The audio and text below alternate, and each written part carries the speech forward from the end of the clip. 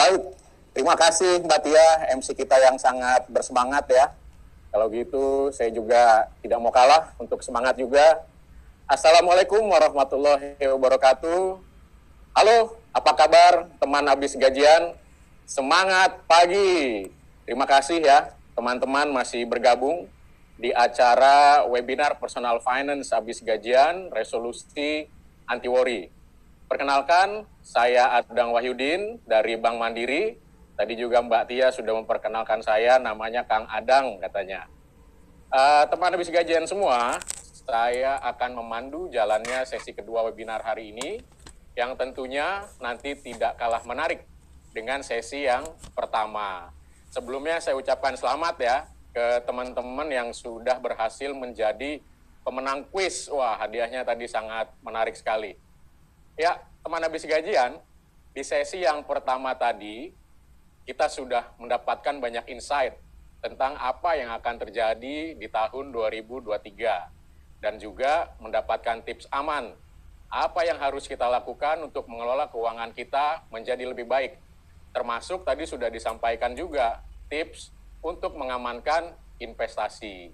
Nah, pertanyaan berikutnya adalah, bagaimana sih caranya kita melakukan investasi dan juga memilih instrumen keuangan yang tepat, khususnya nanti di tahun 2023. Karena apa? Kita ini kan sebagai pegawai begitu ya, yang mempunyai penghasilan tetap, jadi memilih aset investasi yang tepat adalah mutlak. Karena apa? Akan sangat berpengaruh untuk kesejahteraan kita di masa mendatang. Untuk itu, teman habis gajian semua, di sesi ini kami sudah menghadirkan seorang narasumber yang sangat kompeten dan tentunya sudah tidak asing lagi bagi teman habis gajian. Kita akan kupas tuntas semuanya, bagaimana memilih instrumen keuangan yang tepat di tahun 2023. Mari teman-teman semua, beliau sudah hadir di tengah-tengah kita sambut Prita Gozi.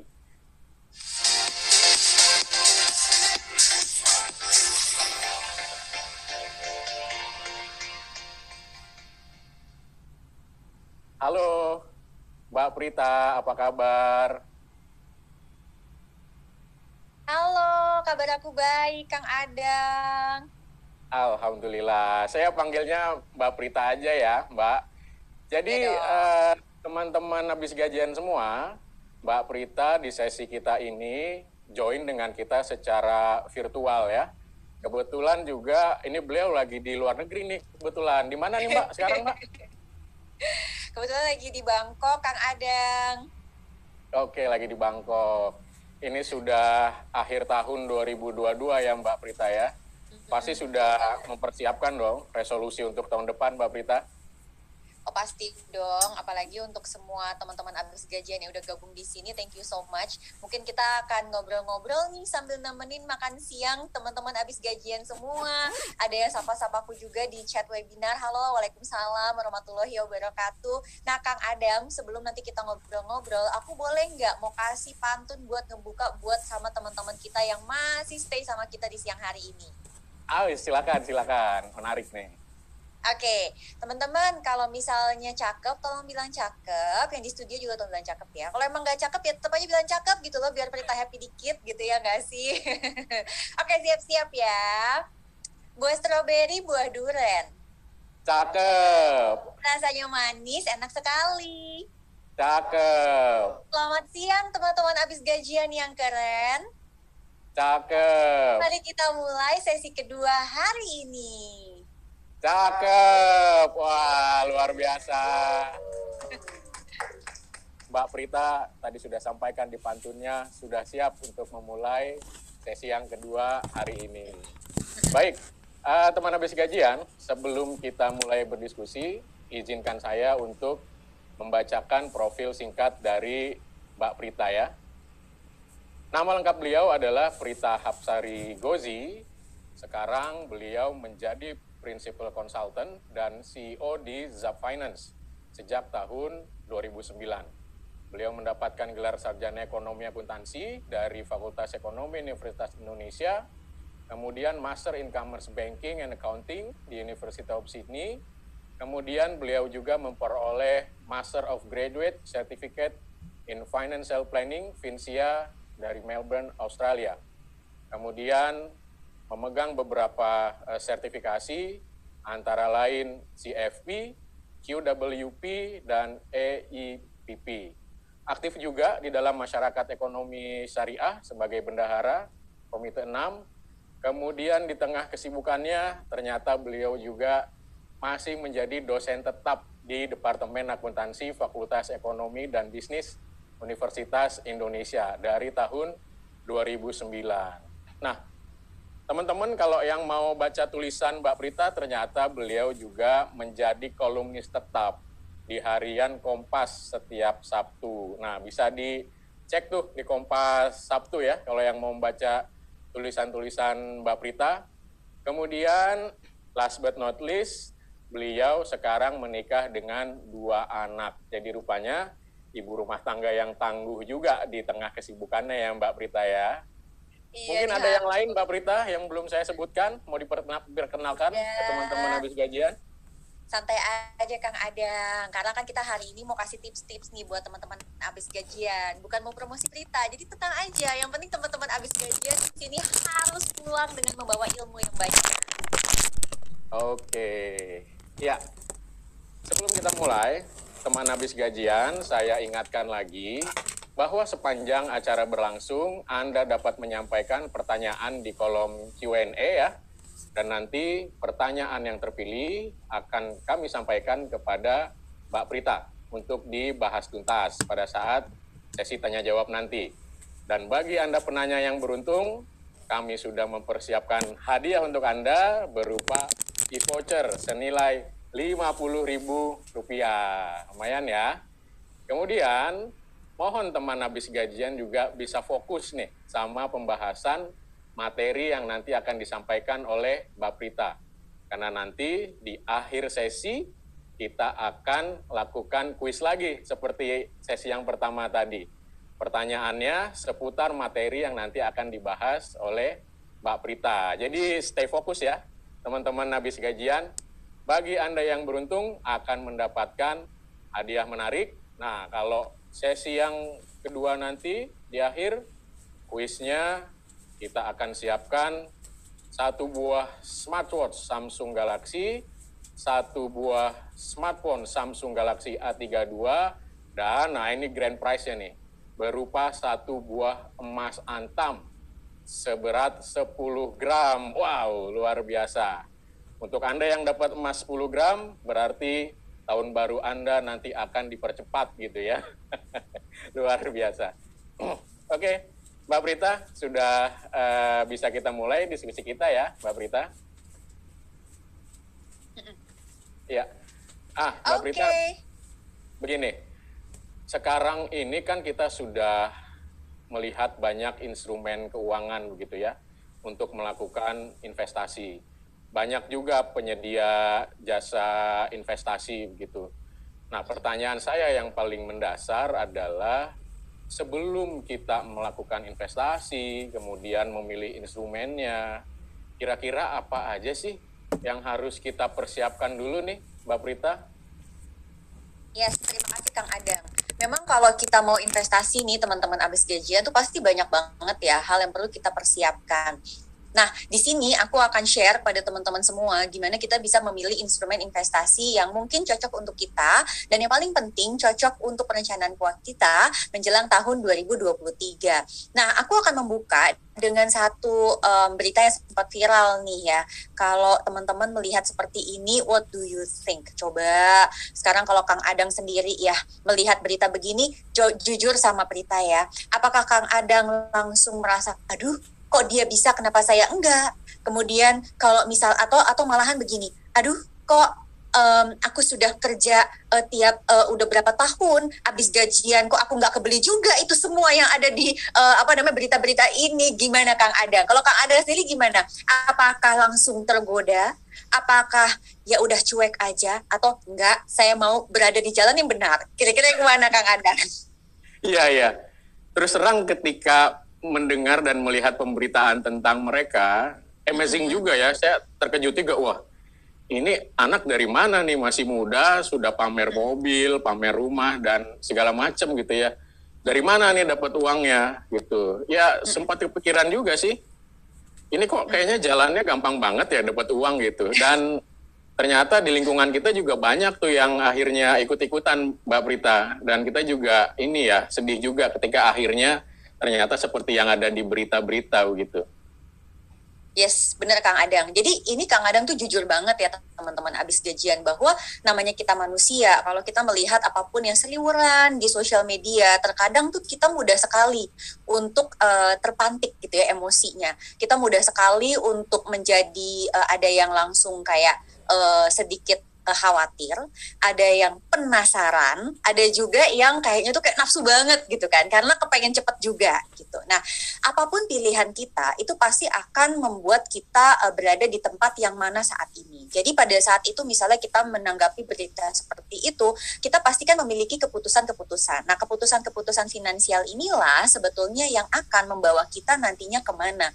Nah, teman-teman abis gajian, sebenarnya pada saat kita mau berinvestasi, yang paling penting itu paling pertama adalah mindsetnya dulu gitu. Kenapa?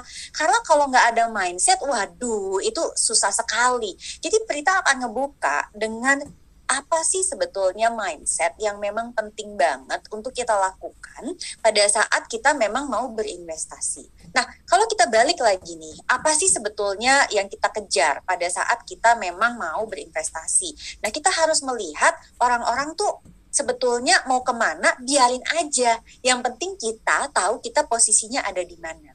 Posisi ini namanya level. Jadi wajar banget kalau saat ini level dari financial freedom kita atau kebebasan finansial kita tuh memang masih berbeda. Dan itu amat sangat tidak apa-apa. Nah, yang Prita mau sampaikan kepada teman-teman abis gajian, yang namanya level ini memang nggak bisa loncat. Karena kalau tiba-tiba loncat, tiba-tiba ini ya dari 0, tiba-tiba langsung loncat gitu ya ke level 6. Aduh, nanti kalau jatuh tuh gelindingnya keras banget loh ya. Serem banget loh ya. Jadi ada 7 level kebebasan finansial. Coba teman-teman abis gajian perhatikan, Prita akan jelaskan sedikit aja satu demi satu, kita tuh adanya di mana. Level 0 adalah level financial chaos. Apa tuh financial chaos?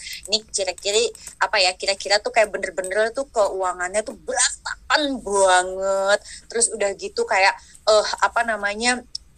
all over the places, terus mohon maaf misalnya, aduh ini kok utang kelilitnya kesana kesini segala macam, terus udah gitu dia juga cuek banget gitu ya dengan kondisi keuangannya. Nah, hopefully semua teman-teman abis gajian yang ikut webinar kita hari ini nggak ada yang di level 0, karena kalau ada di level 0 sih biasanya even nggak mau ikutan webinar. Kemudian naik kelas ke level 1. Dan di level 1 ini namanya financial avoidance. Apa nih? Ini ciri-cirinya orangnya tuh berusaha untuk menghindar pada saat berkomunikasi tentang keuangan. Coba deh, kalau teman-teman abis gajian, misalnya sudah menikah, kemudian punya pasangan, terus ngajak ngobrol nih, yang, yuk kita coba bikin budget. Terus ayangnya langsung bilang gini, apaan sih? Kayak nggak percaya rezeki aja. Nah, itu sebenarnya adalah ciri-ciri orang yang mungkin menghindari perbincangan mengenai keuangan. Bisa jadi dia nggak ngerti, atau yang kedua dia takut. Jadi sebenarnya orang yang takut pun itu juga bisa menjadi orang yang avoiding atau menghindari percakapan tentang keuangan. Tentu saja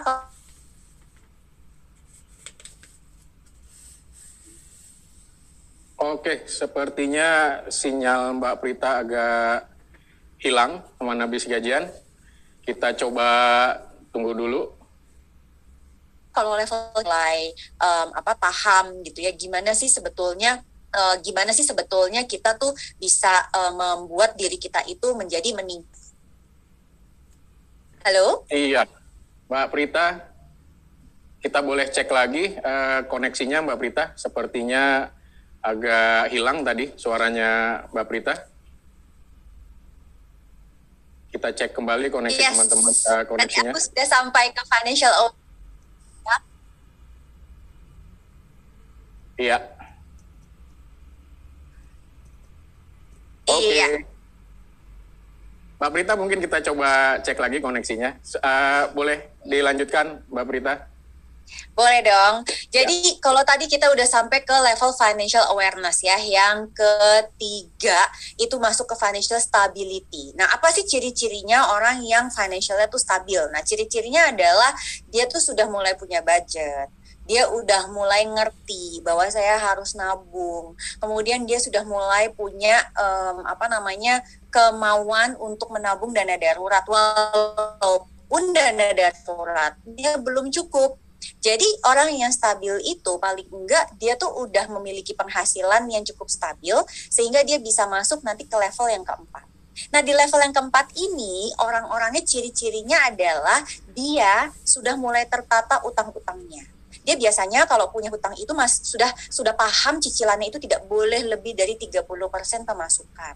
Dia udah punya dana darurat dan dia sudah punya impian-impian yang mau dia wujudkan dengan investasi. Nah, orang yang masuk ke level 5, ini biasanya dia udah punya nih penghasilan pasif kecil-kecilan. Meskipun mungkin nggak banyak dan belum jadi orang yang bebas finansial. Tetapi dia udah independence, jadi dia udah mulai masuk ke level merdeka finansial.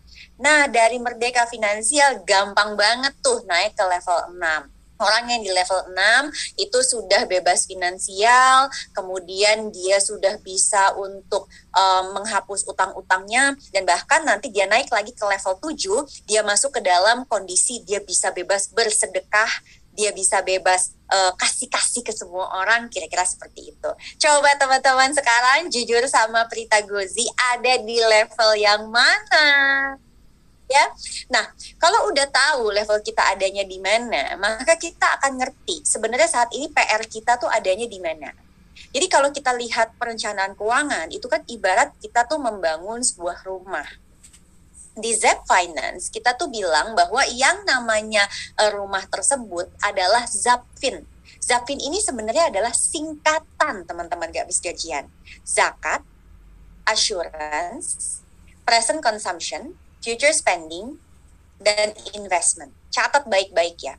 Kalau teman-teman di sini levelnya tuh mungkin masih baru sampai level 3, maka teman-teman itu harus fokus di bagian fondasi, assurance, dana darurat, dan proteksi asuransi itu suatu hal yang wajib untuk dipenuhi. Oke, lantas kalau teman-teman sudah mulai masuk di level 3, terus ke 4, nah berarti kita udah mulai bisa fokus nih ke membangun tiang-tiang. Ada present consumption, ada future spending, dan ada investment. Kita sudah mulai bisa mengatur budget kita dengan sehat, kita udah bisa punya tabungan, dan kita udah bisa juga berinvestasi. Artinya apa? Kalau level kita memang masih di level 1 dan 2, investasi itu memang masih sulit untuk dilakukan. Fokus kita adalah benahi dulu dana darurat kita. Tapi kalau teman-teman sudah masuk ke level 3, teman-teman sudah mulai membangun tiang-tiangnya. Nah, mereka-mereka yang sudah masuk ke level 4, 5, 6, dan 7, keren banget, itu biasanya udah bisa punya atap tuh. Makanya dia punya aset untuk diwariskan, dia bisa berzakat dengan nyaman, dia bisa bersedekah, dia bisa melakukan kegiatan-kegiatan sosial. Nah, sekarang pertanyaannya, kalau teman-teman belum tahu level financial freedom-nya ada di mana, kita biasanya jadi bingung. Rasanya kayak, aku udah harus investasi, tapi kok kenapa setiap bulan investasi saya nggak pernah bertambah? Selalu ada yang dadakan, selalu ada kejadian-kejadian tak terduga. Itu sebabnya karena kita tidak memahami level financial freedom kita di mana, apa yang harus kita lakukan. Nah, sekarang harusnya teman-teman udah paham, aku nih adanya di mana ya Mbak Prita, lalu aku jadi tahu sekarang fokus saya harusnya membangun yang mana dulu. Apakah membangun fondasi, apakah membangun tiang, atau yang paling terakhir itu membangun atapnya. Nah, kalau sudah tahu mesti ngapain, baru kita masuk nih ke mindset investasi yang nomor 1. Mindset investasi yang nomor 1 adalah investment is the art of understanding yourself. Apa tuh maksudnya Mbak Prita? Maksudnya investasi itu sebenarnya tuh langkah pertamanya mengenali diri kita sendiri. Apa yang perlu dikenali? Ya kenapa kamu berinvestasi teman-teman? Karena yang namanya tiap orang itu kan uangnya juga beda-beda. Ada yang gajinya mungkin UMP, ada yang sudah penghasilannya double digit atau puluhan juta, ada yang kalau digabung ratusan, ada juga mungkin di sini yang mungkin dia nggak gajian tapi dia ngegaji orang gitu karena mungkin dia juga punya usaha atau punya bisnis. Nah, teman-teman, teman-teman, pada saat kita mau berinvestasi, kita tuh sebenarnya harus memilih poin 1, 2, atau 3 yang memang mau kita penuhi untuk berinvestasi. Kalau teman-teman tidak paham mau mana, maka nggak heran nanti teman-teman pusing pilih produknya yang mana. Oke, nomor 1, kita mau melawan tingkat inflasi. Artinya apa? Ya teman-teman mesti tahu dulu dong inflasinya berapa. Nah, yang menarik adalah kita terpapar dengan berita-berita inflasi Indonesia secara keseluruhan. Tapi faktanya teman-teman abis gajian yang gabung di webinar ini, lokasi kotanya aja beda-beda, betul nggak? Ada yang mungkin hadir dari Pulau Jawa, ada yang dari Sumatera, ada yang dari Bali, ada yang dari Kalimantan, Sulawesi, Maluku, hingga Papua. Tentu saja inflasinya juga beda-beda. Nah, pertama-tama kita mikir dulu, inflasi itu apa sih? Inflasi itu kenaikan harga. Nah, kenaikan harga ini kan bisa berbeda-beda untuk biaya transport bisa lain, biaya sekolah anak bisa beda. Terus belum lagi kalau lagi ngebangun rumah, nah itu dia tuh. Nah, jadi kita paham saat kita mau melawan tingkat inflasi, kita hanya memilih aset yang memang returnnya itu hanya setara dengan inflasi. Orang yang kedua itu memilih kebutuhan masa depan. Apa tuh kebutuhan masa depan? Banyak. Ada yang memang kebutuhan masa depannya sedang mau membangun rumah. Apakah ini teman-teman? Yang kedua, mungkin dia mau menikah. Jadi dia mempersiapkan dana menikah. Atau yang ketiga, di sini kan kalau habis gajian, itu kita biasanya langsung seneng-seneng ya, apalagi udah akhir tahun. Jangan lupa loh, kalau kita gajian, berarti suatu hari nanti kita akan pensiun. Nah, berarti kita tahu kebutuhan masa depan kita tuh ada untuk masa pensiun. Atau yang ketiga ini mencari potensi keuntungan. Apa tuh? Ya memang dia berinvestasi karena dia berharap mendapatkan penghasilan tambahan dari investasinya. Jadi memang agak beda loh teman-teman. Kalau nomor 1 itu biasanya dia lebih konservatif karena dia hanya mau mencari aset yang ditujukan untuk melawan inflasi saja. Orang yang nomor 2, fokusnya itu lebih gimana caranya supaya impian saya terwujud. Orang yang nomor 3, itu fokusnya adalah saya pengen dapat gaji dari investasi. Gitu. Jadi kira-kira begitu Kang Adang. Iya, Mbak Prita. Menarik sekali nih baru di awal aja penjelasannya ya. Nah, teman habis gajian, jadi dari 7 level itu, ayo jujur, Anda sudah ada di level yang mana nih? Atau jangan-jangan masih bingung? Kalau masih bingung, nanti kita lanjutkan bahasannya dengan Mbak Prita. Ya, Mbak Prita, tadi kan disampaikan ya, bahwa kita harus memahami diri kita terlebih dahulu. Gitu. Jadi tadi istilahnya apa? Understanding yourself. Gitu. Kemudian pertanyaannya adalah, kira-kira sejauh apa? Kemudian hal apa saja yang perlu kita kenali dari diri kita sendiri sebelum kita lebih lanjut nih untuk memulai melangkah memilih investasi yang akan kita lakukan, Mbak Prita. Gini Kang Adang, aku mau nanya deh sama Kang Adang. Kang Adang udah kerja berapa tahun dari sejak lulus kuliah atau sekolah? Saya kurang lebih 15 tahun. Cukup lama juga. Waduh, mirip-mirip dong sama Prita berarti ya. Mirip-mirip nih kita nih. Nah, teman-teman di sini kan juga pasti beda-beda, benar nggak? Mungkin ada yang Gen Z nih, jadi baru lulus 1 tahun baru kerja.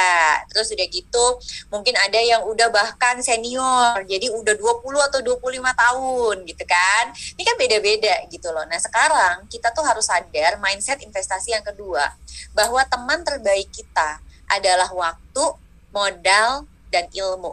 Nah kita mesti tahu nih, kita sebenarnya adanya di mana. Karena antara kita ini itu punya matriks yang berbeda-beda. Nih, coba lihat deh matriksnya. Orang yang umurnya di usia 20-an, waktunya banyak, tapi biasanya modalnya agak-agak lemah gitu ya. Karena kan penghasilannya masih ya awal-awal gitu, bener gak sih? Kang Adang masih inget gak gaji pertama dulu dipakainya buat apa aja? Buat apa ya? Seingat saya ya gaji pertama itu ke orang tua, kemudian karena seneng dapat gaji, agak traktir-traktir teman juga sih sedikit dulu. Ayo jujur sama Prita, dibeliin investasi nggak di bulan pertama? Saya nggak mikir juga dulu tuh waktu gaji pertama kebetulan. Gak apa-apa, biasanya banyak orang kayak gitu juga. Nah, sekarang aku mau mengingatkan nih teman-teman abis gajian yang usianya saat ini adalah 20-an, itu untuk memahami bahwa kita memang mungkin secara modal masih terbatas banget. Jadi mungkin investasi kita baru bisa dilakukan 50.000 per bulan, atau 100.000, atau 200.000. Tapi waktu yang kita miliki itu banyak. Jadi kalau teman-teman lupa bahwa kita di umur 20-an tuh harus start, nah ini yang bahaya. Kenapa? Karena kalau tidak di start di usia 20-an, kebiasaannya tuh tidak muncul. Nah, nanti di umur 30, kita kan biasanya insya Allah gajinya juga sudah meningkat. Kemudian posisi juga udah mulai bagus. Mungkin di antara teman-teman di sini juga memiliki fasilitas-fasilitas dari pekerjaan, dapat health benefit, atau dapat tunjangan-tunjangan. Nah, pertanyaannya adalah udah mulai nggak itu diinvestasikan? Nah, biasanya kalau di usia 20-nya lupa berinvestasi, agak susah nih untuk mengingat di usia 30. Yang bikin dia ingat, biasanya kalau udah menikah, kemudian tiba-tiba mesti bayar uang sekolah anak, yang harganya nggak ada bedanya sama bayar naik haji, gitu kan. Jadi, akhirnya orang-orang baru berpikir, aduh, aku mesti berinvestasi. Tapi tenang, yang usianya 30-an, waktunya pun juga masih cukup banyak. Nah, teman-teman abis gajian yang sudah mulai memasuki usia 40, biasanya nih modalnya udah cukup strong. Karena sudah bekerja lebih dari belasan tahun, hopefully penghasilannya juga sudah sangat meningkat. Nah, bukan hanya penghasilannya yang meningkat, tetapi ilmunya mudah-mudahan juga begitu. Dan waktunya ini agak kurang banyak ya, karena tergantung pensiunnya mau di usia berapa. So, teman-teman tuh harus sadar bahwa kita tuh punya matriks yang berbeda-beda. Dengan demikian, jangan Anda tergoda ngelihat yang muda banget, umur 25, udah punya uang 1 miliar, biarin aja, kita nggak tahu itu modalnya dapat dari mana. Tapi kalau kita dapatnya dari gajian, memang agak sulit untuk dapat 1 miliar pertama di 25 tahun. Jadi, itu sangat tidak apa-apa, teman-teman. Jangan teman-teman langsung merasa kayak, aduh, aku udah umur 25 belum ngapa-ngapain, belum punya apa-apa lah. Memang wajarnya manusia di Indonesia yang gajian dia begitu gitu loh. Jadi jangan berpikir bahwa kita kayak nggak punya apa-apa. Kita punya waktu. Nah, pertanyaannya ilmunya mau dilengkapi atau tidak? Karena kalau udah ngomongin ilmu, di sini adalah keinginan masing-masing. Motivasinya datang dari diri kita sendiri. Jadi motivasinya itu apakah mau memulai, apakah mau belajar, ataukah langsung maunya cuan besar, itu masing-masing orang akan berbeda-beda. Nah, disinilah sebenarnya kekuatan kita. Yang Prita mau sampaikan ke teman-teman adalah, meskipun kita karyawan, mungkin kita hanya dapat penghasilan dari satu sumber, yaitu gajian, kita tetap bisa mencapai financial independence. Mungkin tidak cepat, tidak instan, tetapi bisa. Bila mana kita mau memulainya. Nah, untuk memulainya harus mengenal diri sendiri. Apa yang dikenalin? Nomor 1 adalah profil resiko. Kita tuh mesti ngerti, kita sanggupnya menerima resiko yang seperti apa. Biasanya yang kita lihat itu adalah usia, kalau ngomongin profil. Jadi orang-orang yang masih usia 20-an itu hopefully dia agresif. Orang-orang yang harusnya udah usia 50 harusnya udah konservatif. Tapi ternyata nggak melulu seperti itu. Kenapa? Karena bisa jadi dia punya minat yang berbeda. Jadi minat terhadap resiko itu ternyata bisa beda-beda tiap orang. Kita bisa ketemu loh ya, orang yang umur 20-an itu berani berinvestasi di saham. Tetapi ada juga yang 20-an cuman maunya taruh uang di tabungan. Karena minatnya rendah banget. Sekarang pertanyaannya, kalau Prita bilang, 20-an, kamu rugi loh kalau cuman semuanya ditaruh di tabungan biasa. Coba itu sebagian dibelah-belah juga, mungkin ke reksadana, mungkin ke obligasi, atau mungkin bahkan ke saham. Pertanyaannya, dia sanggup terima toleransi sejauh mana? Toleransi mengukurnya gampang. Kalau saya punya uang 10 juta rupiah, turun jadi 9, risikonya rendah. Karena baru turun 10% aja udah ngambek. Gitu kira-kira. Nah, teman-teman, dari 3 hal ini, teman-teman tuh harus sadar, teman-teman itu punya kelemahannya di mana. Nah, dari situ kita memilih instrumen investasi apa ya yang kira-kira cocok untuk diri kita. Oke, pada saat kita udah menyadari, saya profilnya usia sekian, gaji saya segini, berarti kan modal saya buat berinvestasi sanggupnya sekian. Saya minatnya kayak gimana ya? saya mau belajarnya gimana, saya bisanya gimana. Lantas misalnya saya mau belajar di investasi yang lebih tinggi, toleransi resiko saya seperti apa? Apakah toleransi resiko saya itu bisa saya kendalikan atau tidak? Nah, teman-teman, itulah kenapa masuk kita ke mindset yang ketiga. Mindset yang ketiga itu investasi nanti ya, bagaimana kita mengenal resiko-resiko tersebut. Nah, resiko-resiko investasi itu sebenarnya terdiri dari 4 hal. Jadi ada yang namanya resiko likuiditas, ada yang namanya resiko volatilitas, ada yang namanya resiko gagal bayar, dan ada yang namanya resiko pasar. Nah, ini nanti kita kaitkan dengan asetnya. Kalau kita kepingin uangnya bisa dipakai kapan saja, kita menghindari resiko likuiditas. Contoh-contohnya itu kita taruh uang misalnya di deposito, kita taruh uang di reksadana, kita taruh uang di emas. Nah, itu cairnya gampang tuh, cepat biasanya. Nah, kalau kita khawatir dengan naik turun investasi dalam jangka pendek, ya berarti pilihan kita nggak banyak. Pilihan kita mungkin hanya bisa di deposito, reksadana pasar uang, dan apa coba teman-teman? Obligasi. Karena secara jangka pendek, dia itu biasanya nggak terlalu banyak naik turun. Nah, kalau resiko gagal bayar, itu artinya resiko yang mana uang modal kita tuh nggak balik. Nah, kalau uang kita bisa nggak balik, itu kan buat sebagian orang dia tidak bisa terima. Daripada nggak balik, mendingan turun deh mbak, tapi masih balik setengah misalnya gitu. Kalau nggak balik itu ya contohnya kayak apa? Ya itu, yang berita-berita awal tadi itu benar-benar mungkin nggak balik. Atau kalau yang ditempatkan di investasi yang beneran pun bisa nggak balik kalau ditempatkan sebagai modal bisnis, teman-teman. Nah, kalau yang terakhir ini adalah resiko pasar, kita nggak bisa kendalikan. Karena resiko pasar itu gimana kondisi keuangan berpengaruh terhadap investasi kita. Nah, jadi setelah kita mengenali diri sendiri dan kita mengenali aset investasi ini resikonya gimana, lalu tinggal di match. Nah, pada saat nge-match, yang paling penting adalah nggak boleh nafsu belaka. Apa maksudnya? Investasi itu bukan mencari cuan yang tercepat, tapi menjaga supaya kita tetap kaya. Apa tuh maksudnya? Maksudnya adalah yang pertama, kita mau lihat, oke, investasi itu bukan hanya sekedar mencari cuan yang tercepat, artinya kita mau tahu apa sih sebetulnya ragam produk investasi yang memang bisa kita ambil nih teman. Kalau teman-teman baca yang ada di layar, sebetulnya produk investasi itu banyak dan semuanya tuh bagus dan legal.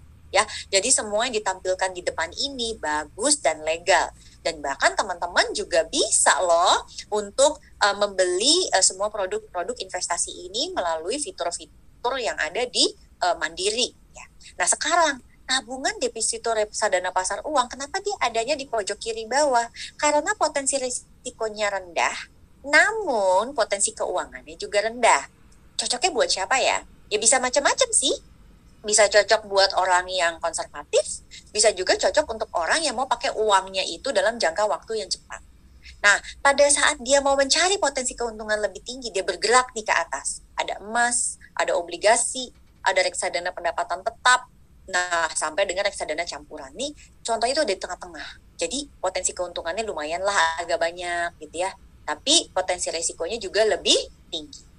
Lantas, mulai masuk ke properti, reksadana saham dan juga bahkan saham, potensi keuntungannya tuh bisa tinggi, tapi potensi resikonya juga lebih tinggi lagi. Nah pertanyaannya mana yang cocok buat kita, bener nggak teman-teman? Karena cocok buat kita itu memang pada akhirnya harus disesuaikan dengan kita tuh kepribadiannya kayak gimana, dan kita mau meraih apa, tujuan kita dalam berinvestasi yang seperti apa, maka semua produk ini masing-masing bisa ketemu jodohnya. Gitu loh Kang Adang. Yang namanya investasi itu tuh udah kayak nyari jodoh beneran deh. Jadi nggak bisa dibilang bahwa udah aku pakai ini, semua pakai ini. Nggak bisa begitu, karena diantara kita berbeda-beda. Oke, Mbak Prita, semakin menarik nih diskusi kita. Teman-teman tadi ya, mindset-nya dulu diperbaiki begitu, kenali diri kita supaya ketemu jodoh. Nah, ini nanti mungkin kita akan lebih lanjut nih gimana caranya kita bisa ketemu jodoh kita nih.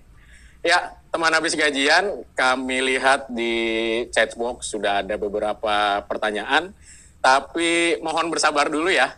Mohon bersabar dulu, yang masih mau mengajukan pertanyaan silakan disampaikan di chat box.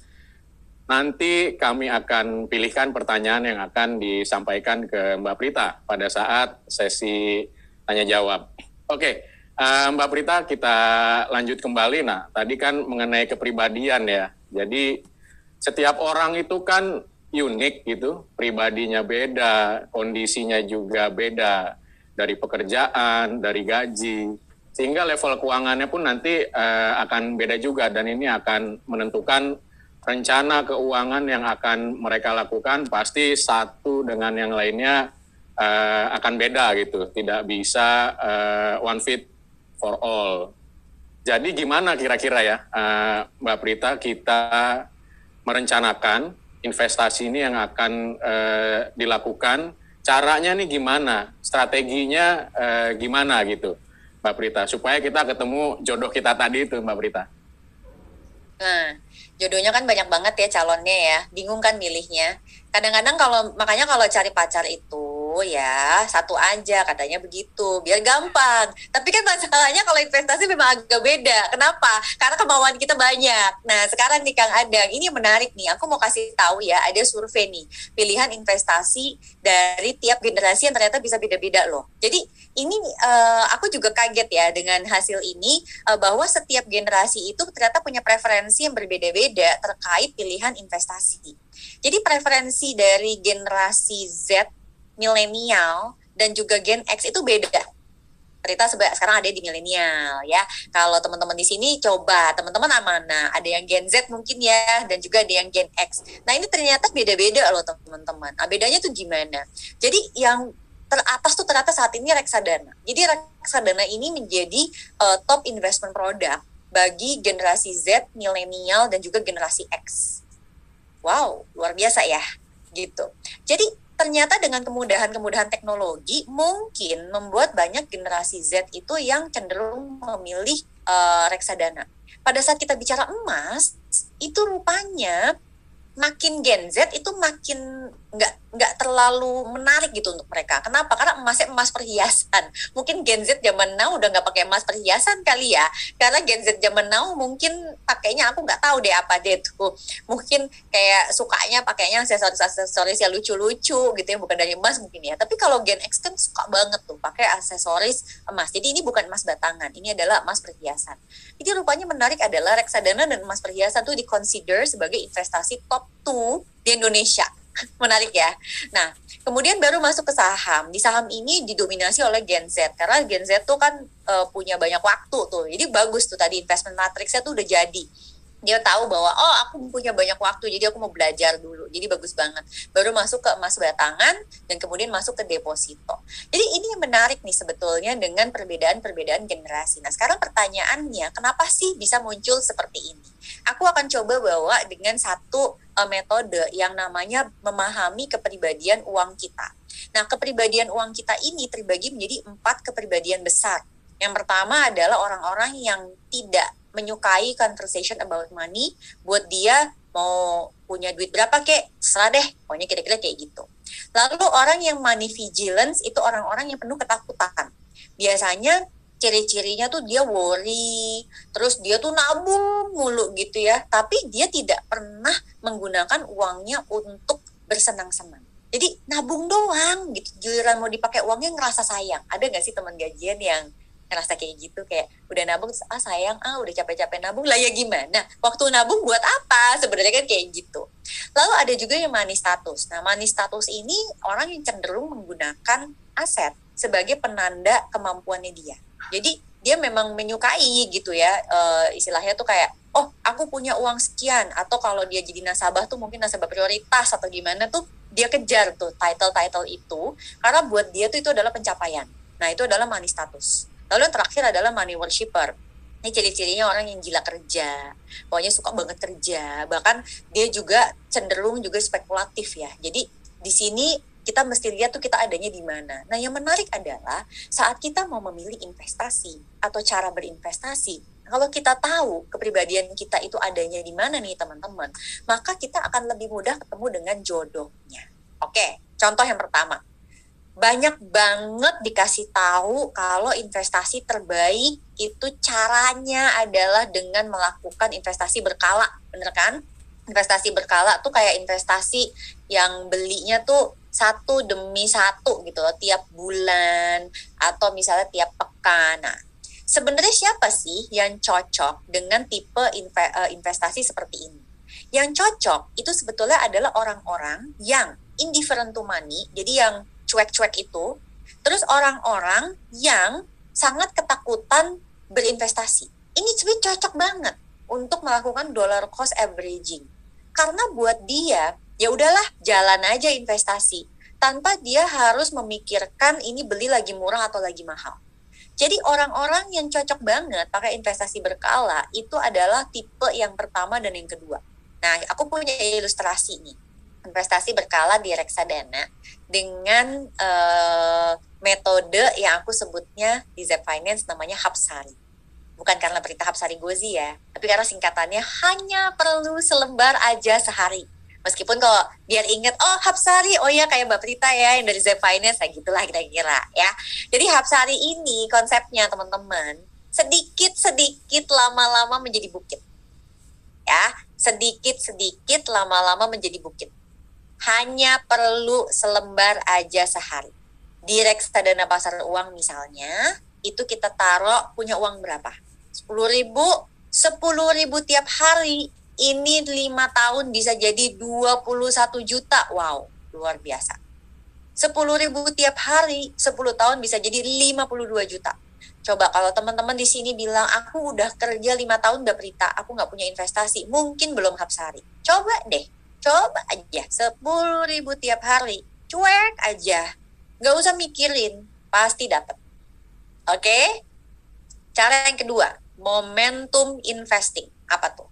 Momentum investing ini adalah suatu cara teknik di mana kita mau lihat sekarang tuh lagi seperti apa situasinya. Nah ini biasanya kita akan ngelihat nih, oh kondisi ekonomi kayak gimana, 2023 gimana, gelap terang, apa-apa cerah gitu ya, pelangi atau apa. Nah ini orang-orang tuh biasanya momentum investing.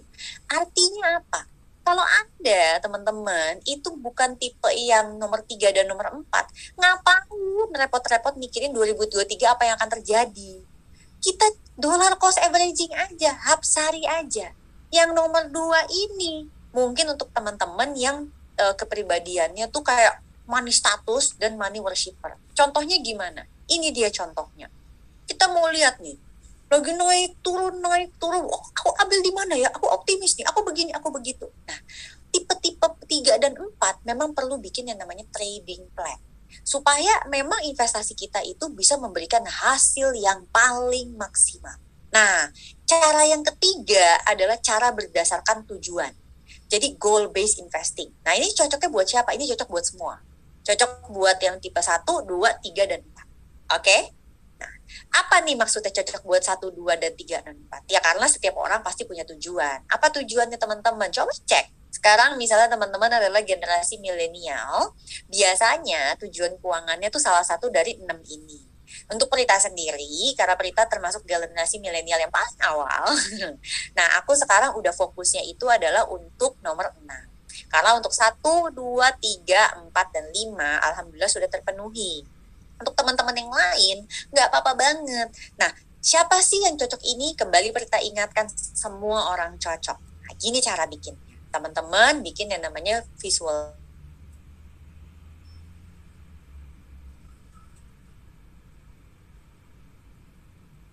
Mbak Prita nampaknya koneksinya agak down, koneksinya terputus. Baik teman habis gajian.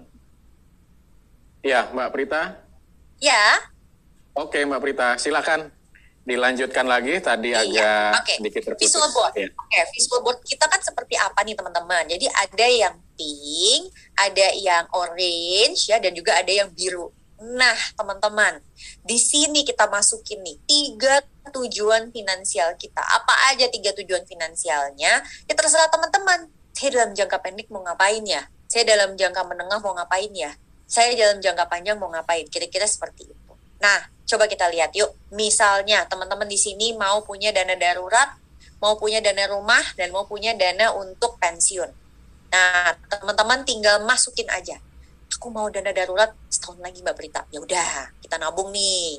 Terus aku mau dana rumah 8 tahun lagi. Oke, kita tentuin berapa nih target uang yang mau kita capai. Dan yang terakhir, aku mau pensiun 25 tahun lagi. Oke, kita tentuin berapa nih uang yang kita perlukan. Ternyata di sini butuhnya sampai 3,2 miliar. Kira-kira kayak gitu ya teman-teman ya.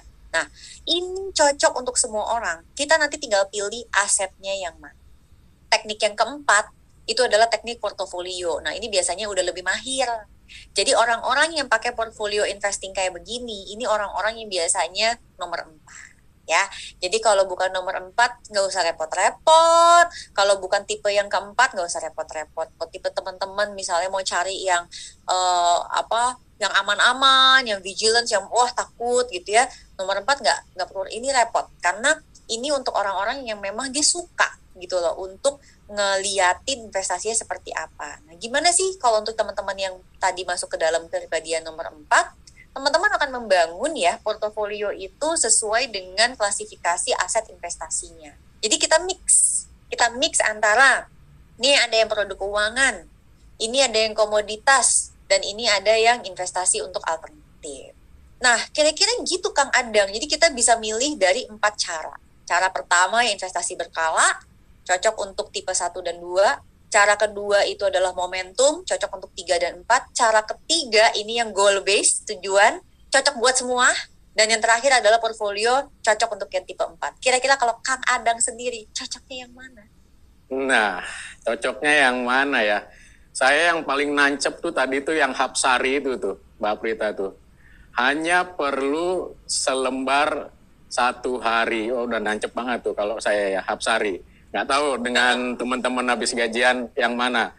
Kayaknya besok saya kalau mau beli kopi akan mikir lagi nih. Ini beli kopi atau saya sisihkan untuk investasi. Karena rupanya selembar uang kita juga jangan disepelekan. Itu sudah bisa untuk melakukan investasi gitu ya, Mbak Prita ya.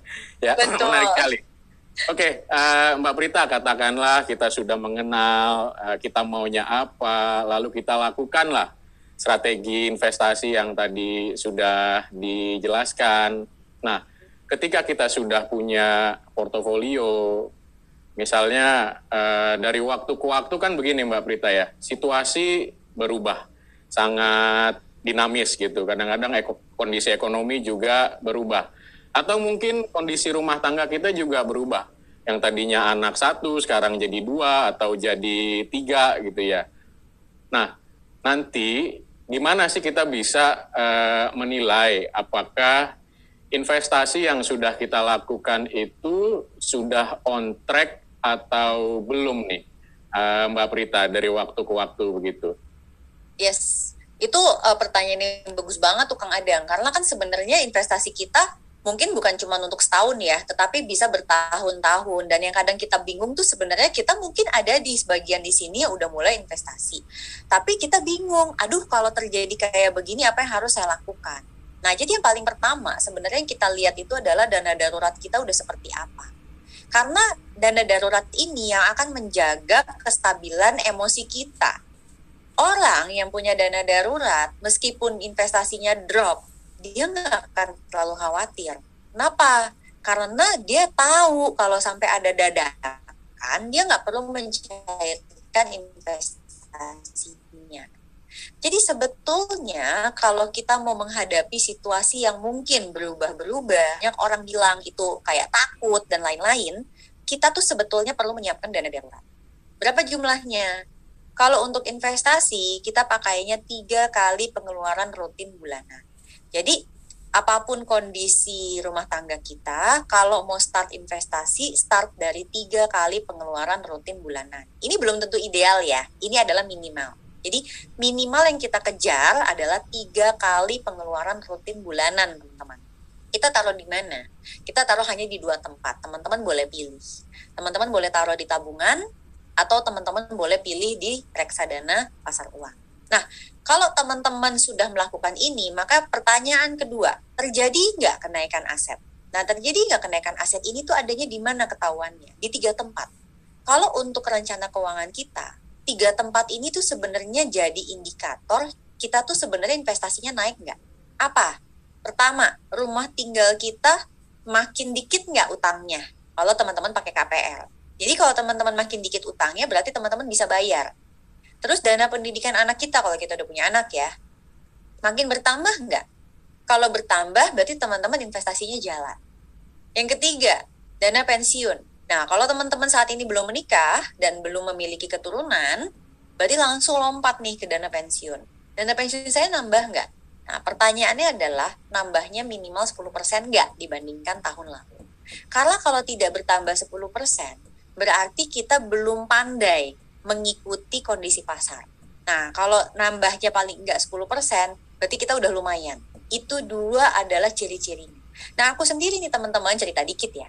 Prita kan kebetulan punya anak 2. Tadi kan Prita bilang menikah dengan 2 orang anak. Aku sekarang lagi di Thailand, di Bangkok itu menemani anakku yang nomor 2 karena dia tuh hobi banget kompetisi-kompetisi terutama untuk seni tari balet. Jadi kita lagi di sini tuh seminggu untuk kompetisi balet internasional. Nah, aku tuh memang dengan suami itu amat sangat mengedepankan budget untuk edukasi anak. Jadi budget edukasi itu biasanya kita buat namanya persiapan dana pendidikan anak. Nah, anakku yang pertama sekarang tuh udah SMA, karena aku menikah kan muda banget. Jadi anakku yang pertama udah SMA, aku sudah mulai membangun dana pendidikan itu sejak dia tuh masih kecil banget. Jadi tuh foto yang kiri itu adalah foto dia saat pertama kali sekolah di playgroup, dan insya Allah tahun depan dia akan lulus SMA. Mudah-mudahan, doain ya, semoga anakku lulus SMA dengan nilai yang bagus, kemudian bisa diterima di uni yang bagus juga. Nah, kita sebagai orang tua, tugasnya adalah menyediakan supportnya. Jadi aku dan suami aku tuh pendapatnya adalah support harus dari kita. Aku nggak mau nih, misalnya anakku jadi tidak punya pilihan, tidak punya opsi, menyesuaikan dengan jurusan yang dia mau, aku nggak mau. Dan aku kepengen bisa provide everything untuk dia, aku sediakan. Tapi tugas dia adalah berjuang untuk mendapatkan uni yang terbaik untuk dia. Nah sekarang gimana cara kita persiapinnya? Aku hitung. Jadi pada saat mau masuk SD, SMP, SMA, dan kuliah, hitunglah. Nah teman-teman tuh bisa hitung juga gitu ya pakai kalkulator. Jadi yang kita cari tahu adalah kalau anak kita mau daftar SD, berapa sih angka yang memang diminta oleh sekolah tersebut. Maka dengan kata lain, teman-teman tuh memang harus riset ya, mau ngejar misalnya ke sekolah mana, kira-kira tuh kayak gitu. Nah, teman-teman, dari angka-angka ini, itu nanti kalkulator tuh akan menghitung dengan sendirinya. Nah, contohnya misalnya di sini, waktu itu kebutuhan sampai full, sampai dengan kuliah seperti ini. Cuman, kan pada prakteknya nanti kita juga lihat-lihat ya. Lihat-lihat ya apa sih yang dilihat? Jadi yang dilihat itu adalah apakah memang sekolahnya berubah atau enggak, atau masih sesuai dengan target yang di awal. Nah, yang terjadi apa teman-teman? Ternyata sepanjang aku mulai berinvestasi, itu banyak banget kejadian di pasar. Jadi inilah perjalanan historis dana pendidikan anakku. Jadi pada saat itu aku memilihnya itu instrumennya adalah reksadana. Aku mengkombinasikan antara reksadana pasar uang dan reksadana saham. Ya Allah, naik turun, aduh begajulan deh pokoknya ya. Itu sempat terjadi apa tuh subprime mortgage crisis, kemudian masuk lagi ada kinerja mata uang rupiah yang menurun, kemudian ada lagi apalah waktu itu, kemudian perang dagang, kemudian turun lagi dan sebagainya. Pertanyaannya, apa yang aku lakukan untuk dana pendidikan anak? Oke, ini yang aku lakukan. Karena tujuannya itu adalah mencapai hasil. Oke, coba kita balik lagi ke sebelumnya. Oke. Hasil yang mau aku capai, kita balik lagi ke sebelumnya. Hasil yang mau aku capai itu adalah seperti yang ada di kalkulator, ya, yang ada di paling kanan. Pada saat angka dari investasinya udah tercapai, segera dilikuidasi dan segera segera dilikuidasi dan segera pindahin ke reksadana pasar uang. Jadi misal, SD aku ternyata butuhnya 29 jutaan nih. Ternyata investasinya udah segitu. Nggak usah mikir belumnya masuk SD, langsung cairin. Angkanya udah nyampe di 63 juta misalnya. Padahal anaknya masih di SD, belum mau masuk SMP. Segera cairkan. Itu adalah teknik kita melakukan investasi dengan konsep goal-based investing atau nomor 3, berdasarkan tujuan. Jadi karena kita based on tujuan, maka saat tujuannya nyampe, teman-teman langsung cairin. Sehingga meskipun ya, kita nih punya kondisi naik turun seperti yang ada di layar, gak ada masalah. Meskipun layar naik turun, tampaknya nih ya, di sini, perjalanan historisnya gak ada masalah. Pokoknya saat udah nyampe, langsung kita cairkan. Nah, sebenarnya perjalanan historis ini juga berpengaruh saat aku bikin dana pensiun. Apa maksudnya? Nah ini dia. Waktu pensiun, kita kan mungkin modalnya masih terbatas karena usia masih muda. Let's say saat usia 25 tahun. Aku belum 45 ya by the way ya. Jadi ini ada orang nih pada saat usia 25 tahun itu 20 tahun yang lalu. Itu dia masukin di reksadana pasar uang, emas, reksadana saham, dan juga saham Nah itu emiten apa tuh gitu ya. Ini pakai angka real loh teman-teman, pakai angka real ya. Ternyata didiemin aja itu uang 50 juta, 10 tahun kemudian jadi 392. 10 tahun kemudian lagi jadi 700 juta. Nah, aku nggak bilang bahwa ini pasti kejadian, pasti ada potensi. Dan ini salah satu faktanya. Nah, ini cocok buat apa? Ini cocok buat orang-orang yang sedang mempersiapkan dana pensiun. Jadi kalau bukan dana pensiun mungkin bisa pakai cara yang tadi. Tapi kalau untuk dana pensiun, udahlah ada uangnya berapa, teman-teman masukin aja. Teman-teman masukin, lalu teman-teman taruh di beberapa tempat. Tentu saja kalau modal investasinya mungkin masih 100.000 ya nggak perlu dipisah-pisah kayak begini. Tapi kalau modal investasinya sudah 50 juta ke atas, seperti ini tuh jadi menarik banget. Bayangkan. Dari 50 juta dalam 20 tahun bisa berkembang sampai ratusan juta. Nah, memang investasi itu butuh waktu. Tidak bisa cuan cepat. Gitu Kang Adang.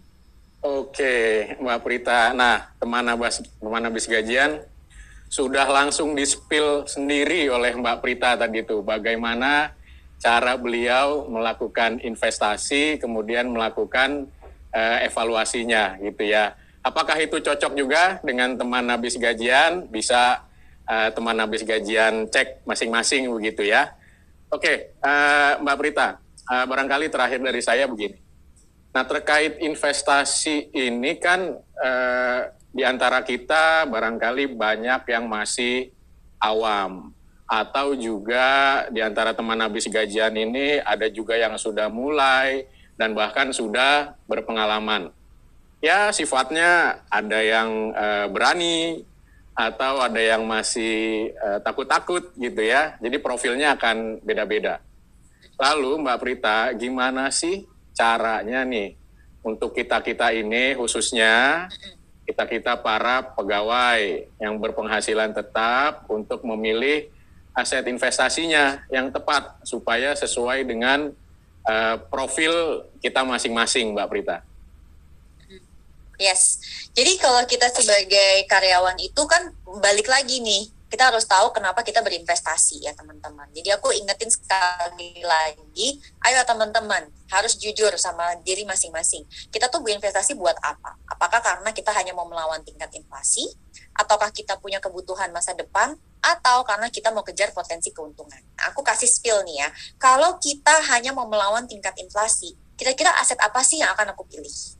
Kita hanya cukup memilih SBN retail dan reksadana pasar uang. Boleh pilih.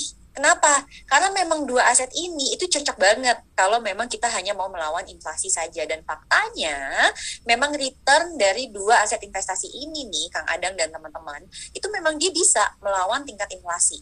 Nah, tapi apakah dia bisa memberikan potensi keuntungan yang maksimal? Belum tentu. Karena kan tujuan kita adalah hanya mau melawan tingkat inflasi. Makanya tadi Prita bilang, teman-teman mesti jujur, jangan berubah-berubah gitu ya. Misalnya, aku cuma mau melawan tingkat inflasi, terus giliran investasi lihat ada yang cuannya tinggi banget langsung, aku ganti gitu. Jangan kayak gitu ya. Jadi jangan ganti jalur di tengah-tengah, oke? Jadi harus stick to the path yang udah kita pilih. Let's say sekarang teman-teman bilang, aku dari awal memang maunya itu untuk memenuhi kebutuhan aku. Jadi artinya di sini kita bisa memilih tergantung dari jangka waktunya.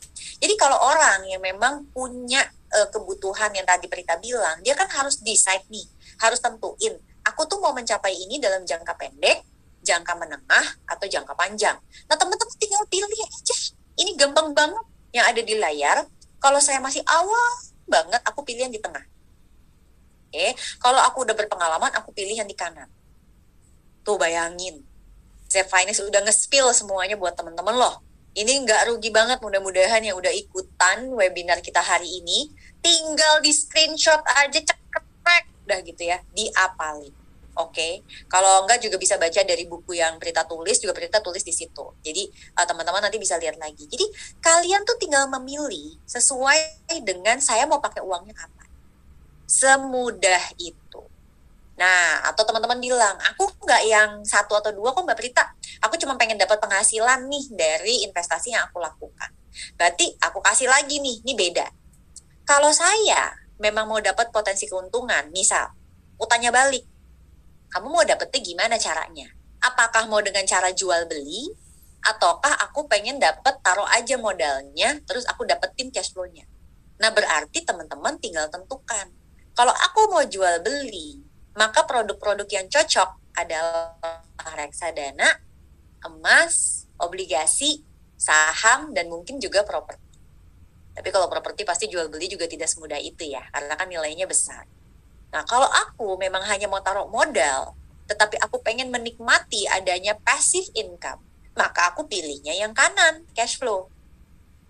Kupon dari obligasi, dividen dari saham, berarti harus cari saham-saham yang memang kasih dividennya tuh berkala. Terus kalau properti aku sewain, atau aku dapat bagi hasil dari fintech lending. Nah, teman-teman, kalau udah kayak begini kan sebenarnya gampang banget ya. Kita tinggal menyesuaikan dengan, ayo teman-teman decide mengapa teman-teman berinvestasi. So, my final financial checklist untuk teman-teman adalah, teman-teman harus membagi rekening teman-teman setelah gajian menjadi 7, bayangkan. Kalau belum bisa 7, bagi aja 3. Bagi 3-nya gimana Mbak Prita? Living, saving, playing. Tapi kalau mau bisa mencapai tujuan-tujuan tadi, di living itu bagi 2 lagi, di saving bagi 4, di playing bagi 1. Dengan begini, maka aset investasi yang dipilih itu 1 demi 1, nanti akan mencapai tujuan investasi yang teman-teman inginkan. Nah, strategi investasi untuk semua profil karyawan yang aku bisa berikan untuk teman-teman semua. Kalian kalau nggak tahu mau ngapain, ya udah, strategi investasi berkala is the best for you. Hapsari. Hanya perlu selembar aja sehari. And then, kalau udah dapat angkanya, seimbangkan portofolio. Nggak usah terlalu nafsu. Udah untung 50%, mungkin bisa 75%. Ya kalau emang dari awal cita-citanya 30%, udah dapat 50 tuh udah bagus banget gitu ya. Wong cita-citanya bisa dapat jodoh yang mukanya kayak siapa, terus udah dapat yang kayak siapa, ya jangan ngarep yang kayak Opa Sujun gitu loh, jangan kayak begitu ya. Jadi kita coba membumi dikit gitu loh teman-teman. Dan yang terakhir, apapun yang akan terjadi dengan keuangan dari negara kita dan lain-lain, teman-teman jangan panik ya. Panik bukan tempatnya kita fokus aja kuatkan fondasi keuangan kita. Gitu Kang Adam. Iya, baik. Teman Abas Gajian, sudah banyak tadi yang disampaikan oleh Mbak Prita ya. Dari awal sampai akhir tadi tuh di strategi investasi, terutama untuk yang profilnya karyawan. Jadi kira-kira sampai sini, apa teman-teman sudah mulai bertemu, jodohnya mau kemana, mau dengan siapa, instrumen investasinya gitu ya. Oke, diskusinya sepertinya sangat menarik, tidak terasa waktu berlalu. Saya lihat di chatbox juga sudah ada beberapa pertanyaan nih dari teman habis gajian, Mbak Prita, yang pasti sudah tidak sabar juga pertanyaannya untuk dijawab oleh Mbak Prita. Oke, teman habis gajian semua, saya akan pilih ini 3 atau 5 pertanyaan nanti ya, kita akan cek waktunya. Mudah-mudahan sih bisa keburu nih 5 pertanyaan, karena banyak sekali pertanyaannya yang masuk ke kami. Dan bagi Anda yang bertanya, bagi Anda yang beruntung, nanti akan mendapatkan hadiah menarik berupa e-voucher senilai Rp50.000. Oh, itu kalau Rp50.000 tuh udah lumayan tuh, bisa melakukan Hapsari tadi ya. Oke,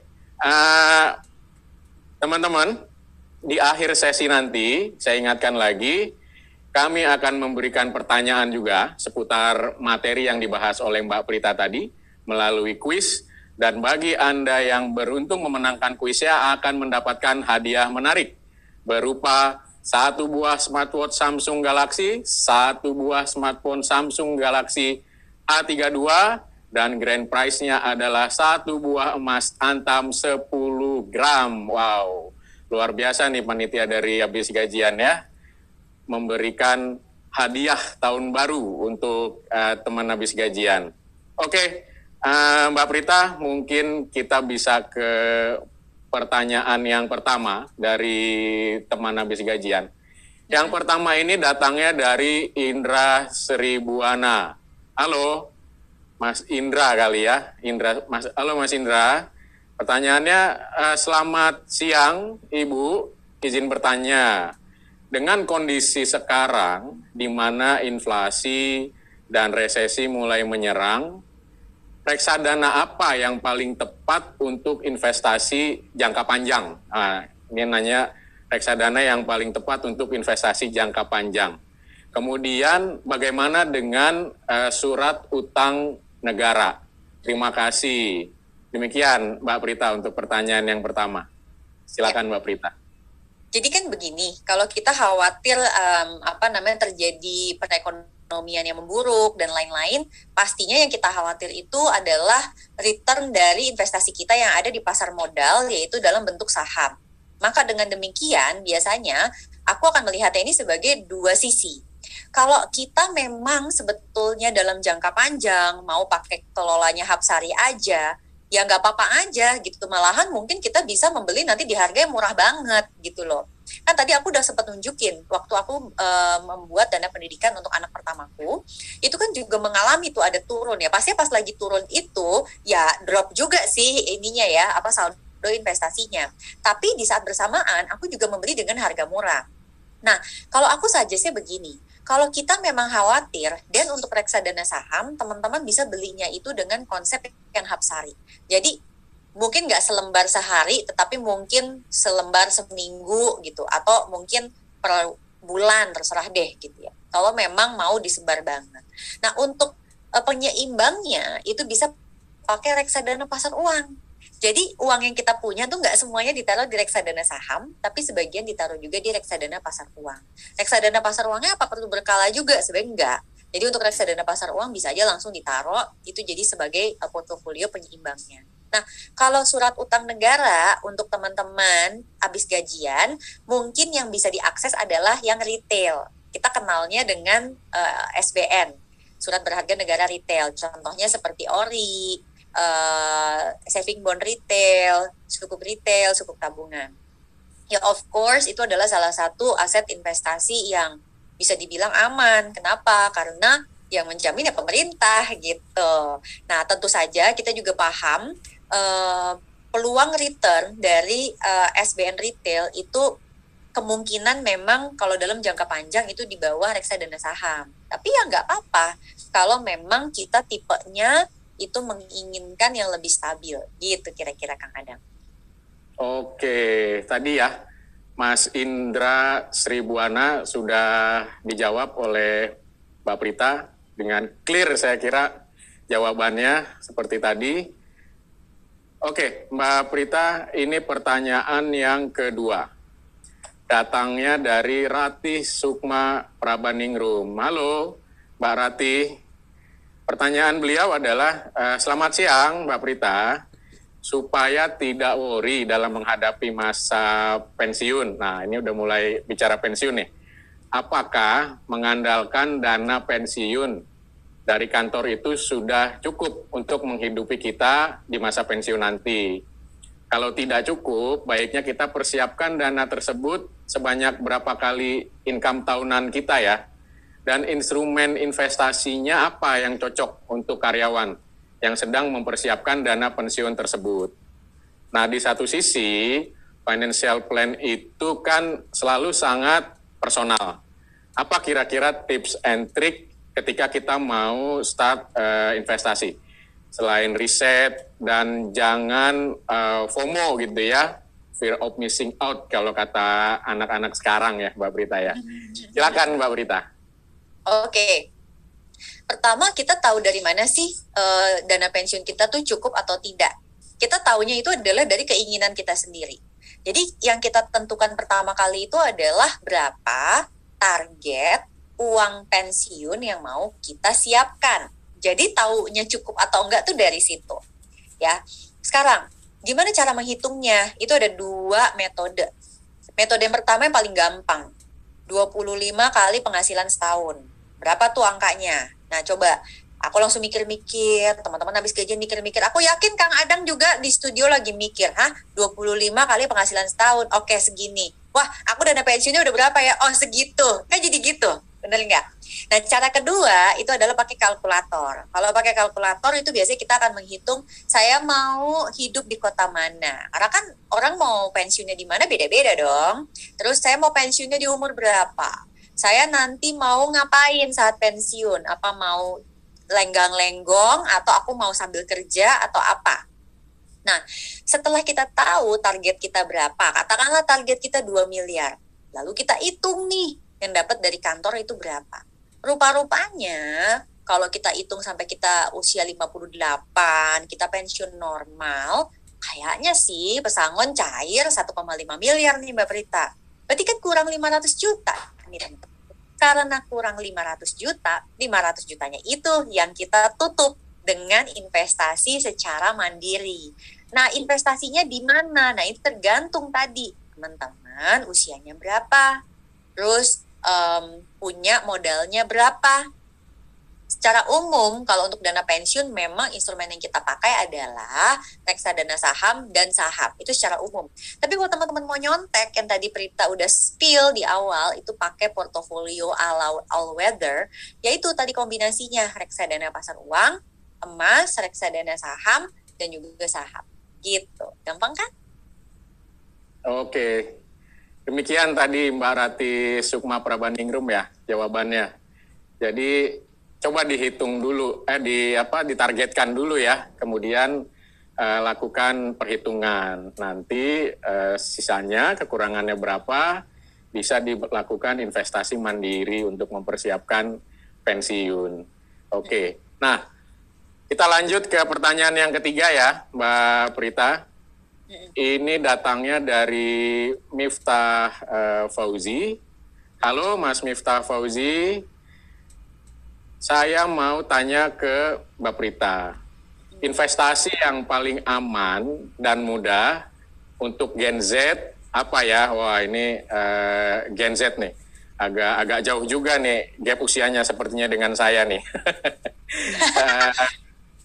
Sebelumnya saya investasi yang menitik beratkan ke aset kripto, ke cryptocurrency berarti nih. Kemudian belakangan ini ternyata hasilnya kurang bagus, bahkan lebih banyak kerugiannya.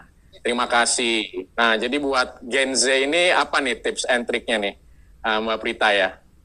Ya, Gen Z ini kan usianya paling tua saat ini mungkin 26 ya, 26 tahun gitu.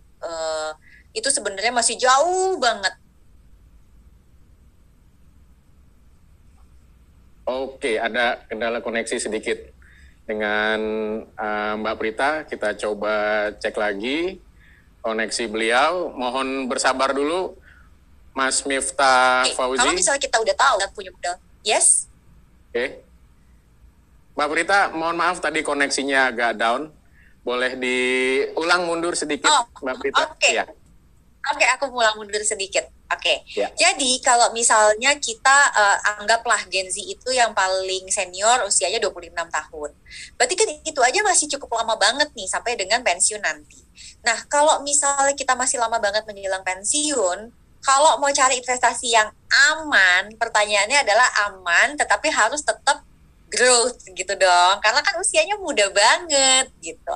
Nah, sekarang lawannya yang tadi kamu bicarakan itu kan adalah aset kripto.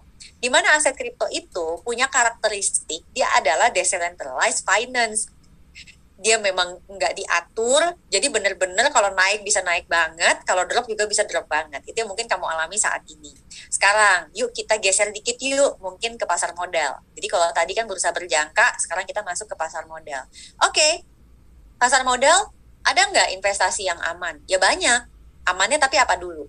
Kalau amannya kamu adalah modalnya nggak mau turun, ya kamu nggak punya banyak opsi. Cuman bisa reksadana pasar uang. Tapi kalau amannya itu adalah dia terregulasi, terus semuanya itu sudah ada transparansi. Jadi kan kayak reksadana tuh ada fund fact sheet, ada lain-lain, itu ada transparansi. Saham itu kita bisa lihat, ada trading chartnya dan lain-lain.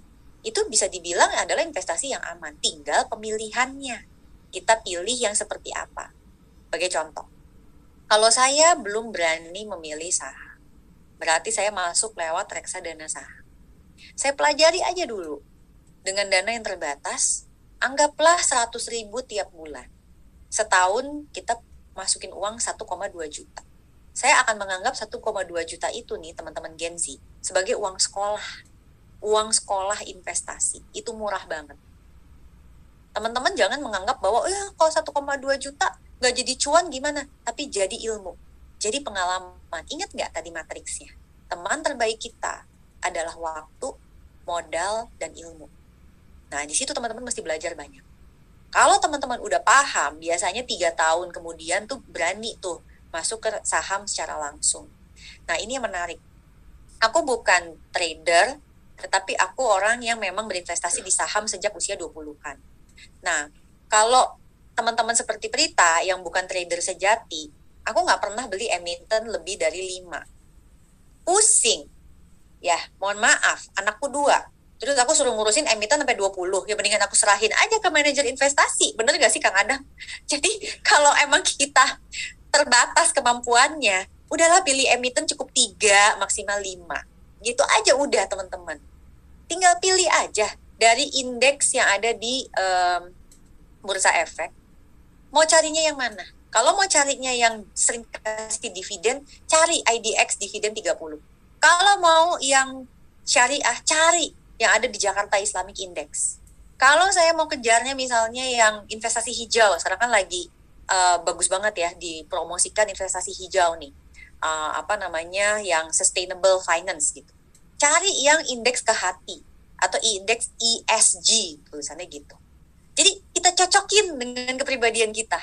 Nah, again, masukin aja tiap bulan 100.000 atau berapa ratus ribu, anggap itu sebagai uang sekolah. Tapi tadi Prita bilang, jangan juga cuek-cuek diam. Kalau udah nyampe angkanya, cepet dicairin. Jangan dicuekin terus siapa tahu naik lagi jangan kayak gitu. Jadi harus punya trading plan. Saya mau kejar returnnya berapa, cuman 10% atau 20%. Kalau udah dapet, teman-teman cairin gitu caranya ya teman-teman Gen Z. Nah, begitu tadi Mas Miftah dari Gen Z ya, mewakili pertanyaan teman-teman Gen Z juga mungkin nih.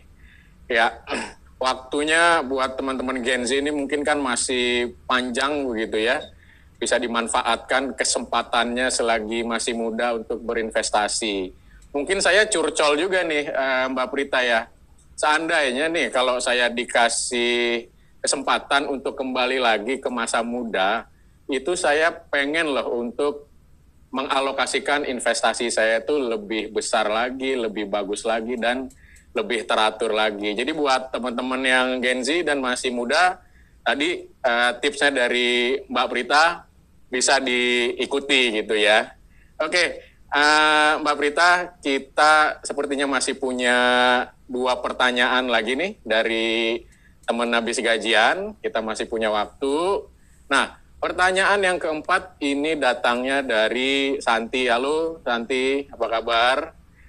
Mbak Prita, bagaimana ya sebaiknya proporsi penempatan instrumen dana pensiun yang tepat gitu. Nah, ini mungkin tadi menyambung juga dengan pertanyaan yang kedua dari teman habis gajian ya. Ya. Silakan Mbak Prita. Oke. Pertama kan kita akan melihat kalau kita ini adalah karyawan, berarti yang kita cek kita dapat apa sih dari kantor tempat kita bekerja. Biasanya yang rata-rata dapat itu adalah tabungan hari tua tuh, atau kita sebutnya jaminan hari tua. Itu yang dapatnya dari BP Jam Sostek, atau zaman dulu bilangnya BPJS Ketenagakerjaan. Nah ini tentu saja returnnya tuh biasanya ya ngikutin inflasi lah gitu. Jadi teman-teman sebenarnya udah punya yang returnnya itu ngikutin inflasi. Terus selain daripada itu, mungkin sebagian dari teman-teman punya DPLK, Dana Pensiun Lembaga Keuangan. Nah ini yang teman-teman mesti cek, karena DPLK ini juga punya pilihan. Ada opsinya itu yang masuk ke pasar uang, ada juga yang masuk itu malah ke saham. Ya, nah itu teman-teman bisa cek. Sebenarnya aku bisa nggak sih top up tuh jadi nambah DPLK aku. Itu sebenarnya bisa-bisa aja loh. Kadang-kadang untuk di kantor-kantor tertentu. Bahkan kadang di encourage sama human capital tuh SDM-nya. Kalau karyawan ini misalnya top up, kantor juga akan top up lagi. Ada yang kayak gitu loh bahkan. Saking supaya memastikan karyawannya tuh nanti pensiunnya sejahtera lah, kira-kira kayak gitu. Nah, itu teman-teman cek ya. Itu bisa berbeda-beda situasinya tergantung dari teman-teman bekerja di perusahaan mana. Nah, kan tadi Prita bilang, di luar daripada itu biasanya kan kurang. Jadi kita nambah nih investasi sendiri. Nah, kalau investasi pensiun, kembali lagi Prita ingatkan, pakai yang portofolio. Sekarang, kalau uang saya belum nyampe, gimana Mbak Prita? Nah, tekniknya tetap dollar cost averaging, tapi satu demi satu kita ambil. Kita mulai dari yang paling berisiko dulu. Jadi, masuk itu dari reksadana saham atau saham dulu. Nanti gajinya bertambah, nambahnya gini, reksadana saham plus emas. Nanti gajinya nambah lagi, reksadana saham, emas, plus reksadana pasar uang. Kayak gitu, teman-teman. Jadi malah startnya itu bukan dari yang paling kayak aman, nggak naik turun, tapi malahan harusnya dari yang paling berisiko tinggi. Namun seiring kenaikan penghasilan kita tambah. Jadi misal, sebelumnya sanggupnya 100.000 per bulan, ya udah beliin aja saham. Sekarang gaji naik, sanggup 500.000 per bulan. Sekarang jadi saham, terus misalnya obligasi. Naik lagi. Ya udah, saham, obligasi, emas. Naik lagi, saham, obligasi, emas, reksadana pasar uang. Gitu caranya. Oke, begitu caranya Mbak Santi ya untuk mengelola dana pensiunnya nanti. Mudah-mudahan jelas ya Mbak Santi. Oke, Mbak Prita, ini barangkali pertanyaan yang terakhir dari teman habis gajian, datangnya dari Puspa Wulandari. Halo Puspa Wulandari. Dari beliau ini ada 2 sih pertanyaannya ya. Yang pertama itu, Mbak Prita gimana cara mengelola risiko investasi? Kemudian yang kedua, bagaimana sih cara cepat dan mudah dimengerti untuk tahu nih lembaga investasi yang aman dan terpercaya, gimana cara ngeceknya nih? Mungkin beliau juga ada ini juga ya, baca berita-berita barangkali ada investasi bodong yang merugikan masyarakat. Gimana nih kira-kira Mbak Prita? Oke, yang pertama itu kan tadi pertanyaannya adalah gimana dia itu mau memilih investasi yang mengelola risiko investasi. Ya, mengelola resikonya kan ya. Nah, kalau mengelola resiko itu berarti kita mesti tahu resiko apa nih yang mau kita hindari nih teman-teman. Kalau emang kita mau menghindari resiko susah dijual, berarti kita hindari naruh di aset yang memang susah dijual, contohnya seperti properti. Atau kalau teman-teman mau beli properti, lengkapi dengan dana darurat. Jadi liquidnya dapat dari dana darurat, tetapi propertinya tetap dapat. Oke, kalau teman-teman mau menghindari resiko naik turunnya investasi dalam jangka pendek, berarti teman-teman perbesar juga, ditambah dengan obligasi misalnya. Baru teman-teman juga beli reksadana saham atau saham. Jadi cara menyeimbangkan itu adalah pakai dua aset investasi yang berbeda karakternya. Jadi malah jangan cari yang sama persis. Kayak ibarat kita nih ya sama teman-teman. Aduh, aku tuh orangnya tuh telatan mulu gitu loh. Kalau janjian jam 1, aku tuh jam 1 baru pakai kerudung gitu. Ya jangan berteman sama teman yang begitu juga. Cari teman yang kalau jam 1 itu dia udah jalan. Jadi kalau dia bilang on the way, beneran on the way gitu. Bukannya baru pakai kerudung gitu loh teman-teman. Sama, investasi juga gitu. Kalau kita mau menghindari resiko, ya kita jangan pakai aset investasi yang sama persis. Contoh ya, kita beli saham, digabung sama reksadana saham, itu sama aja. Nggak kayak gitu caranya. Jadi saham gabungnya sama reksadana pasar uang. Atau misalnya saham gabungnya sama obligasi. Atau reksadana saham gabungnya sama emas gitu loh teman-teman. Ya, inget ya kata-kata Mbak Prita ya. Jadi kalau kita tipe orang yang telatan, jam 1 dibilang on the way pada baru pakai kerudung, ya jangan temenan sama teman yang begitu juga, oke? Jadi investasi juga sama, pilihnya harus yang beda. Oke, kemudian yang berikutnya, Mbak Prita, Yang pertanyaan bagaimana dari memilih cara cepat. pemilih ya. Nah, sebenarnya cara cepat itu tentu saja adalah memilih yang terdaftar, diawasi, dan mendapatkan izin dari otoritas jasa keuangan. Tapi aku memang paham ya, ada beberapa kasus-kasus kemarin yang kok kayaknya udah diawasi, tetap masih ini juga gitu ya. Nah, ada cara tambahan lagi.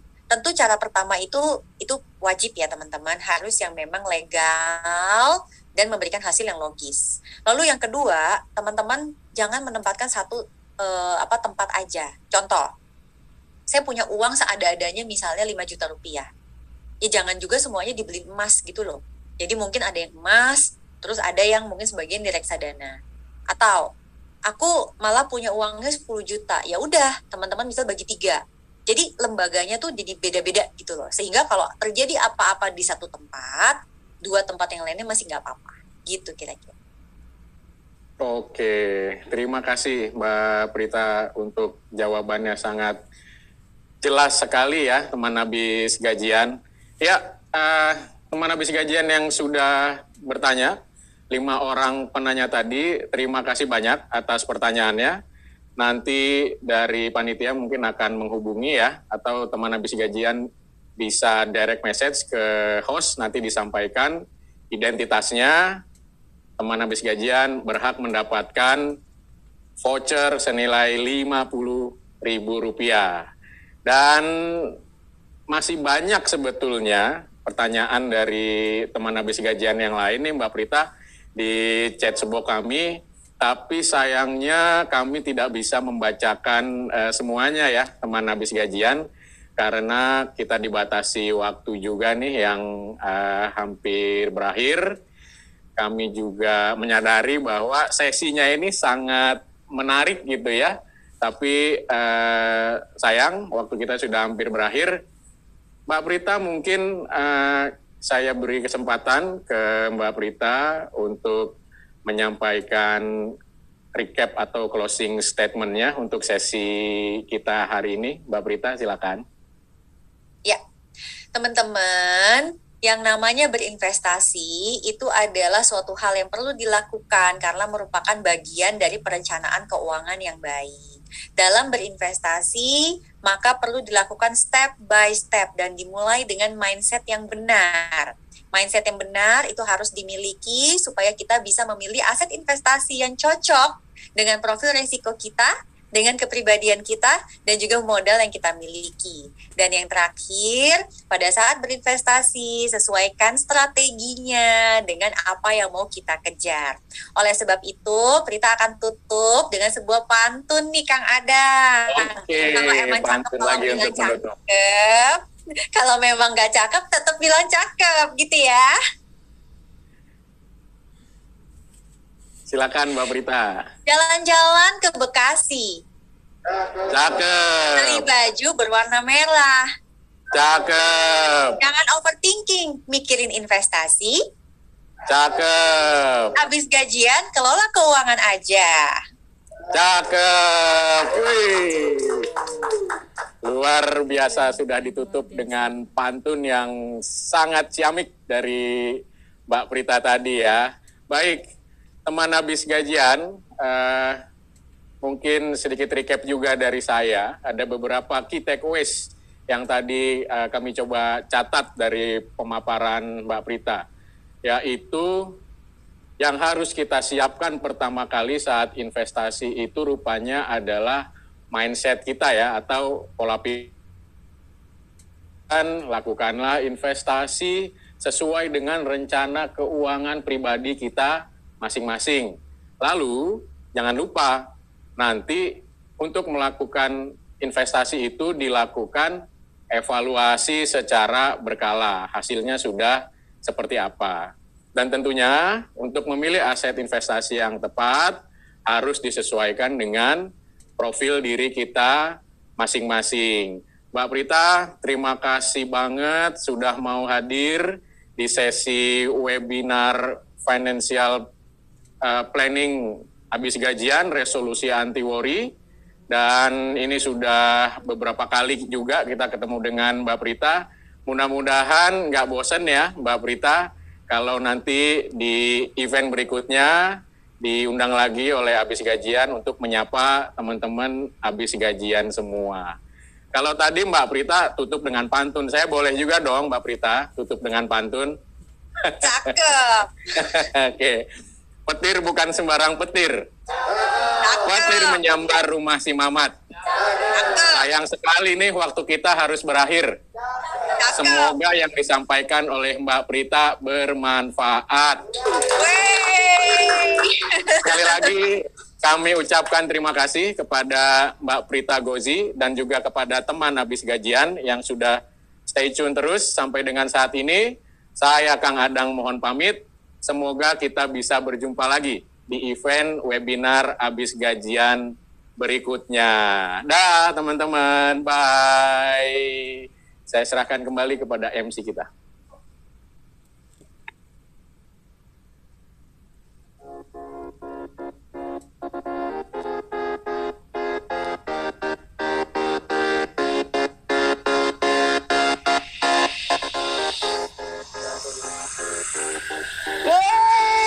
Wah, kalau tadi udah pakai pantun harus disambut lagi nih sama pantun. Singkat aja pantunnya. Burung cendrawasih terbang tinggi ke Padang. Terima kasih Mbak Prita Gozi dan Kang Adang. Waduh, terbangnya jauh juga ya burung cendrawasih ke Padang dari Papua. Baik, wah teman habis kajian. Tidak terasa ya, kita sudah berada di penghujung acara, berarti tandanya saatnya teman habis gajian buat berkesempatan dapetin logam mulia 10 gram. Asik. Udah siap, udah siap, udah siap, udah siap. Nah, tapi sebelumnya Tia mau informasi terlebih dahulu bahwa untuk teman habis gajian yang tadi pertanyaannya, aduh pertanyaanku kok belum dijawab sih sama Mbak Prita Gozi, tadi sama Teh Wina juga belum dijawab. Tenang, dilanjutin di platformnya habis gajian ya. Caranya gampang kok, tinggal langsung aja registrasi di platformnya habis gajian. Di situ banyak banget ya tips-tips, insight, pokoknya hal-hal yang bermanfaat seputar finansial. Wah, kayaknya yang udah gabung udah dapetin banyak manfaat ya. Buat yang belum gabung, yuk gabung dong. Atau nih nanti yang mau update info, boleh aja langsung follow Instagramnya @abisgajian.id. Oke, buat yang gak sabar mau ikutan kuis, dapetin hadiah. Tapi ngomong hadiahnya masa emas doang sih? Ada dong hadiah lainnya. Ini dia hadiahnya.